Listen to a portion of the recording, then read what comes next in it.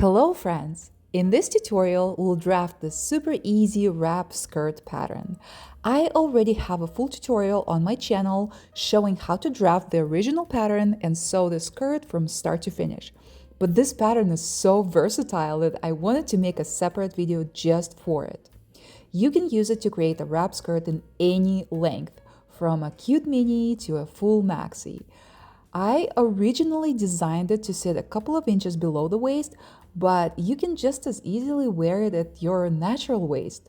So these are just the examples of what you can create with this pattern. Isn't that cool? I know, I want to make like all of them. So grab your measuring tape and let's get started.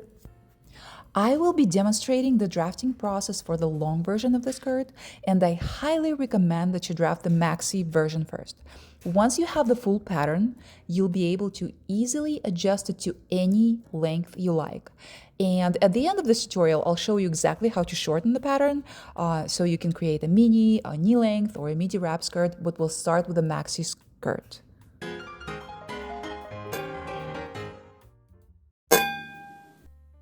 Let's take our measurements. For this skirt, we'll only need 3 measurements. Your waist circumference.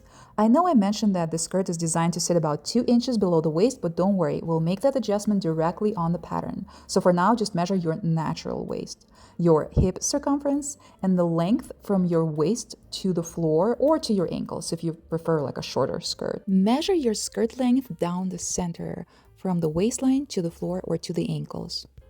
And a little tip, the easiest way to find your waist is to tie a narrow belt or a shoelace around it, and this will naturally help us find your waistline. Write down your measurements and we're ready to draft our pattern.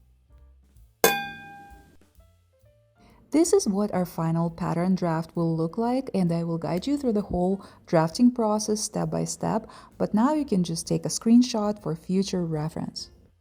All right, it's time for a little bit of a 6th grade geometry. A to B is the waist to floor or waist to ankles length minus 3 inches. A to C is 4 inches. A to D is your waist circumference divided by 4 plus 1 3/4 of an inch. And C to E is your hips circumference divided by 4 plus 3/4 of an inch. Distance D to F is 1 inch. Our next point is point G, and the distance B to G is exactly twice the distance C to E. Connect F and G, and our next point is point H. The distance F to H is exactly the same as A to B. And yes, this one is kind of a curve, and first we'll connect F to E and E to H, but don't worry about it too much. Just make sure F to H is pretty close to A to B. Let's work on our darts, and I marked both the front and the back dart on the same pattern because I'm lazy and I try to save time whenever I can. So for the back dart, it's located exactly in the center of line AF. It is 4 inches long and it is 1 inch wide. And this line should be more or less perpendicular to line AF. Our front dart is located in the last third of line AF. So you divide AF by 3, and that mark is the center of the front dart. The front dart is 3 inches long and it is 3/4 of an inch wide. Before we proceed to the extension of our front portion of the skirt, make sure all your curves are nice and smooth. That curve A to F, it needs to be a curve, it needs to be smooth. F to H is also a curve. H to B is also a curve. And guys, don't overdo it. You don't have to be super precise. Try your best. And our final point is point A1. I drafted this one straight on fabric.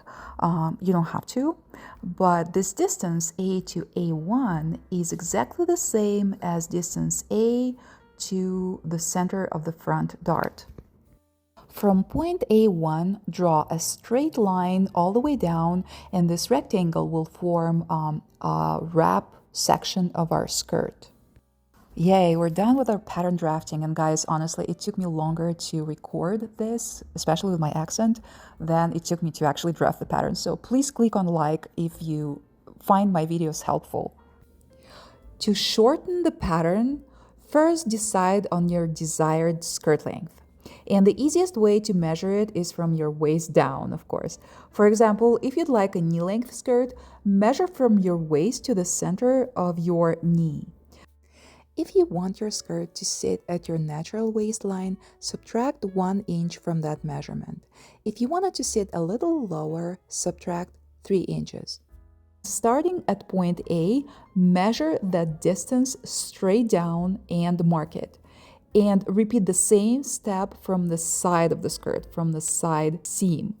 And to create a smooth hemline, use your measuring tape to check the new length at several points between those two marks.